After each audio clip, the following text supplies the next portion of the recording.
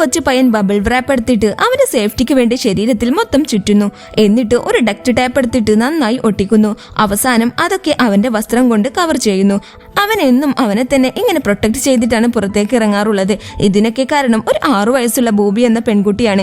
അവൾ എപ്പോഴും അവനെ ഉപദ്രവിക്കാറുണ്ട്. അവളിൽ നിന്നും രക്ഷ നേടാനാണ് അവൻ ഇങ്ങനെ ചെയ്യുന്നത്.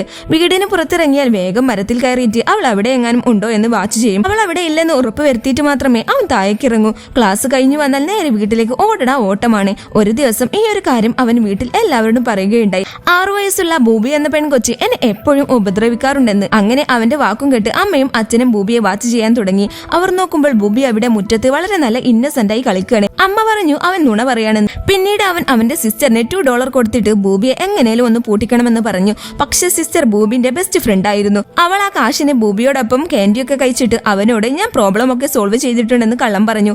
ഇതൊക്കെ വിശ്വസിച്ച് അവൻ സന്തോഷത്തോടെ ക്ലാസ് കഴിഞ്ഞ് വീട്ടിലേക്ക് പോകുകയാണ്. അന്നേരം അവനെ ഒറ്റക്ക് കിട്ടിയ ബോബി അവനെ നോക്കി പേടിപ്പിക്കുകയും അവളുടെ നോട്ടം കണ്ട പയ്യൻ കണ്ടമായി വീട്ടിലേക്ക് ഓടി.